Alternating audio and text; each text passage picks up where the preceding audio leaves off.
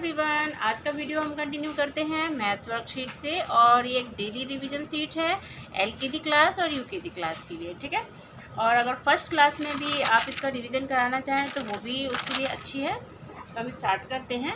सबसे पहला है कि ये पैटर्न वाइज है, इसको कंप्लीट करना है, ठीक है। Right the numbers that comes next, ठीक है। यहाँ पे पैटर्न वाइज कंप्लीट करना है इसको। जैसे यहाँ पे 1 है, 1 के बाद 3 है, 3 के बाद 5 है, 5 के बाद 7 है, ठीक है। तो आप यहाँ पे देख सकते हैं 2 हमने छोड़ा, 3 लेगा, 3 के बाद 4 छोड़ दिया, 5 लेगा, 5 के बाद 6 छोड़ दिया, 7, यानी कि 1 नंबर को स्किप करते हुए है। तो 1 से 2 छोड़ेंगे, 3 के बाद 4 नहीं लिखा, 5 के बाद 6 नहीं लिखा, 7 के बाद 8 छोड़ के 9, 10 नहीं लिखेंगे, 11, 12 नहीं लिखेंगे, 13, 14 नहीं लिखेंगे, 15, ठीक है। सबसे पहले क्या होता है कि जो पैटर्न होते हैं उसको हमें क्लियर समझना होता है, उसके अकॉर्डिंग हमें कंप्लीट करना चाहिए, ठीक है। अब यहाँ पे क्या है 2, 4, 6, 8 है ना।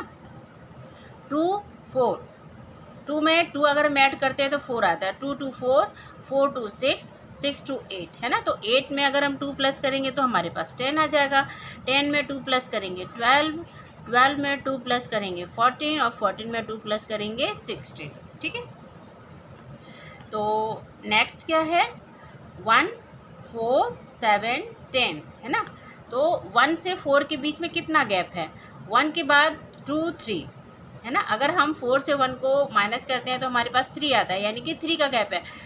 3 और 1 4 होता है। 4 में अगर हम 3 ऐड करते हैं तो 7 आता है। 7 में अगर हम 3 ऐड करते हैं तो 10 आता है, ठीक है। सबसे पहले हमें पैटर्न समझना चाहिए। जैसे 1 में अगर हम 3 ऐड करेंगे 4 आएगा, 4 में 3 ऐड करेंगे 7 आएगा, 7 में 3 ऐड करेंगे 10 आएगा। तो जो नेक्स्ट नंबर होगा वो भी हम 3 ऐड करके ही लिखेंगे। 10 और 3 13, 13 में 3 ऐड करेंगे देन 16, 16 में 3 ऐड करेंगे 19 और 19 में 3 ऐड करेंगे तो क्या हो जाएगा 22 हो जाएगा, ठीक है। ऐसे ही यहाँ पे नेक्स्ट क्या है 11, 12, 13, 14। ये जैसे जनरल काउंटिंग होती है उस तरीके से है, तो उसको कंटिन्यू करेंगे। 14 के बाद 15, 16, 17, 18, ठीक है। शुरू में क्या होता है कि बच्चे थोड़ा कंफ्यूज होते हैं, लेकिन जब इस तरह के सवाल वो सॉल्व करने लगते हैं धीरे धीरे तो उनके लिए इजी हो जाता है और वो पैटर्न देख के समझ जाते हैं कि हाँ इसको किस तरह से सॉल्व करना है, ठीक है। यहाँ पे 5, 10, 15, 20। अभी तो आप जैसे यूकेजी में हो तो आपको 5 का टेबल कंटिन्यू लर्न होगा। तो 5, 5 2 10, 5 3 15 और 5 4 क्योंकि 5 5 छोड़ के है तो आप इसको 5 का टेबल कंटिन्यू करते हुए भी लिख सकते हो। और अगर आपको 5 का टेबल नहीं आता है तो इसको आप 5 प्लस करते हुए कंटिन्यू कर सकते हो। जैसे 5 में 5 प्लस करते हैं 10 आता है, 10 में 5 प्लस करते हैं 15 आता है, 15 में 5 प्लस करते हैं 20 आता है, 20 में 5 प्लस करेंगे 25, 25 में 5 प्लस करेंगे 30, 35 और 40, ठीक है। तो हमारा ये जो पैटर्न है वो कंप्लीट हो गया। इसमें 1 3 2 प्लस है, 2 और 1 3 होता है, 3 और 2 5 होता है, 5 और 2 7 होता है, 7 2 9, 9 2 11, 11 2 13, 13 2 15। ऐसे यहाँ पे है 2 2 4, 4 2 6। और ये ना देखिए 2 का टेबल की जैसा भी है, 2 1 2, 2 2 4, 2 3 6, 2 4 8, क्योंकि 2 की काउंटिंग से कंप्लीट है ना। 2 है, 2 में 2 ऐड किया 4 आ गया, 4 में 2 ऐड किया 6 आ गया, 6 में 2 ऐड किया 8, ऐसे करते करते ये हमने आगे कंटिन्यू किया, ठीक। लास्ट नेक्स्ट है इसमें right in ascending order. Ascending order का क्या मतलब होता है स्मॉल टू बिग, ठीक है, छोटे से बड़ा। जो नंबर छोटा है उसको पहले लिखेंगे, जो नंबर बड़ा है उसको बाद में लिखेंगे। तो ये होता है हमारा असेंडिंग ऑर्डर, ठीक है। तो इसमें छोटा नंबर क्या है 44 है, तो हम यहाँ पे 44 लिखेंगे। 44 के बाद 66 एंड लास्ट में बिगेस्ट नंबर होता है तो 88, ठीक है। ये हो गया ascending order small to biggest, ठीक है। 35, 65, 15, 15 सबसे छोटा है तो हम 15 को पहले लिखेंगे, उसके बाद यहाँ पे 35 लिखेंगे और उसके बाद यहाँ पे 65 लिखेंगे, ठीक है। नेक्स्ट है 87 87, 1967, ठीक है। 87 को हिंदी में 87 कहते हैं, इसको 19 को 19 कहते हैं, 67 को 67 कहते हैं, ठीक है। तो इसमें सबसे छोटा 19 है, हम यहाँ पे 19 लिखेंगे। 19 के बाद यहाँ पे 67 आएगा, 67 के बाद 87 आएगा। ठीक है, ये हमारा असेंडिंग ऑर्डर जो है वो कंप्लीट हो गया है। ये जो वर्कशीट है वो एक डेली रिवीजन शीट है, जिससे कि आपका जो लर्निंग स्किल्स होता है वो आपका अच्छा बना रहे, आपको जो कंप्लीट है ना, जो सिलेबस आपका कंप्लीट है उसका एक रिवीजन होता रहे, इसलिए। और डेली रिवीजन करना भी ज़रूरी होता है। इससे क्या होता है, आप जो भी चीज़ कंप्लीट किए हुए होते हो वो आपको ध्यान में बनी रहती है और आप उसको भूलते नहीं हो। ठीक है, 38, 42, 86। ठीक है, तो इसमें क्या सबसे छोटा 38 है, फिर 42 है और फिर 86 है। ठीक है, यहाँ पे 17 है ना। जब हम रेगुलर उन चीज़ों को सॉल्व करते हैं तो धीरे धीरे एक तो वो चीज़ें हमारे लिए इजी हो जाती हैं और फिर वो चीज़ हम बहुत अच्छे से हमें कंप्लीट हो जाती है। तो जो रिवीजन होता है ना, वो हमारी स्टडी का बहुत मेन पार्ट होता है, उसको कभी स्किप नहीं करना चाहिए। आप सभी चीज़ की रिवीजन एक साथ नहीं कर सकते हो, लेकिन एक एक करके रिवीजन तो डेली एक रिवीजन तो कंप्लीट किया ही जा सकता है। ठीक है, ये हो गया कंप्लीट, ये असेंडिंग ऑर्डर हो गया। ठीक है, यहाँ पे हमने पैटर्न वाइज कंप्लीट किया। यहाँ पे असेंडिंग ऑर्डर, असेंडिंग ऑर्डर मतलब स्मॉलेस्ट टू बिगेस्ट। ठीक है, और यहाँ पे क्या है कि मल्टीप्लाई है। ओके, आपको जो टेबल है वो कंप्लीट कराए गए होंगे यूकेजी में।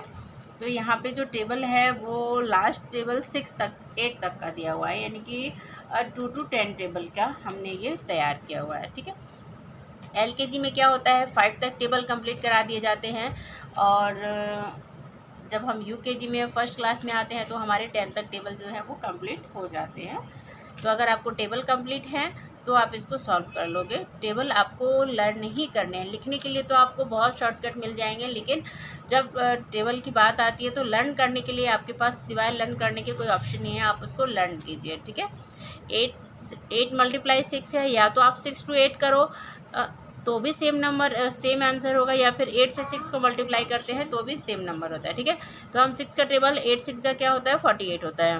ठीक है, हम यहाँ 48 लिखेंगे।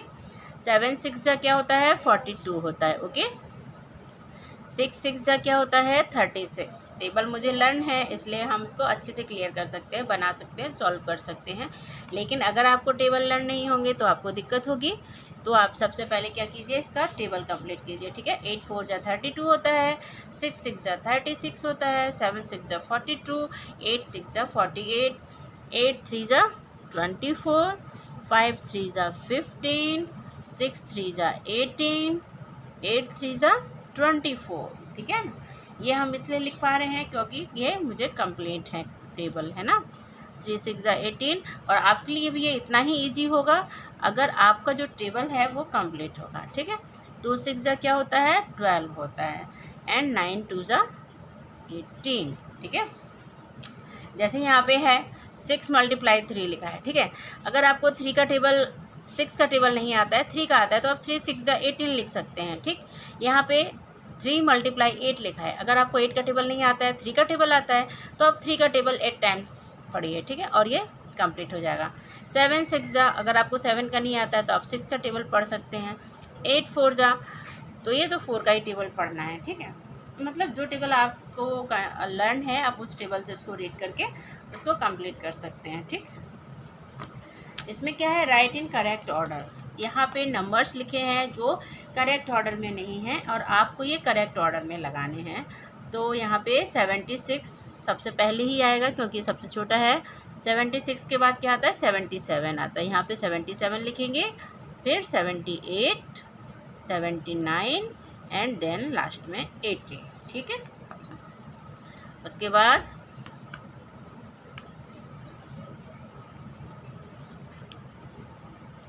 ठीक है, यहाँ पे 91, 95, 92, 94, 93। सबसे स्मॉल नंबर 91 है तो हम इसको सबसे पहले लिखेंगे। 91 के बाद 92, 93, 93 के बाद 94, 94 के बाद 95। ठीक है, अब देखिए ये करेक्ट ऑर्डर में हो गया। यहाँ पे पहले क्या था 76, 78, 80, 77, 79। ये नंबर तो सही लिखे हैं पर ये करेक्ट ऑर्डर में नहीं है। हमने इन्हें करेक्ट ऑर्डर में लिखा 76, 77, 78, 79, 80, है ना। ऐसे ही यहाँ पे हो गया 91, 92, 93, 94, 95। ऐसे ही हम यहाँ पे करेक्ट करेंगे। यहाँ पे क्या हो जाएगा 76, 77, ये सेम सवाल है मेरे ख्याल से, 78, 79, 80, हाँ ये इससे मैच हो गया है ना। चलिए आप जब इसको बनाना तो यहाँ पे दूसरा सवाल तैयार कर लेना। और ये जो है लास्ट में हम कंप्लीट करेंगे बिफोर, बिटवीन एंड आफ्टर, ठीक है। 8 से बिफोर क्या आता है, बिफोर का मतलब होता है इधर, है ना, जस्ट पहले जो नंबर आता है, तो ये क्या हो जाएगा 7, 8 है ना, 7 के जस्ट बाद में 8 आता है और इससे जस्ट पहले 7 है। 17 से जस्ट पहले 16 है ना, इसके बाद ही तो हम 7 बोलते हैं। 16 16, 17 17, 12 से जस्ट पहले 11 11 आता है और 20 से जस्ट पहले क्या आता है 19 19, ठीक है।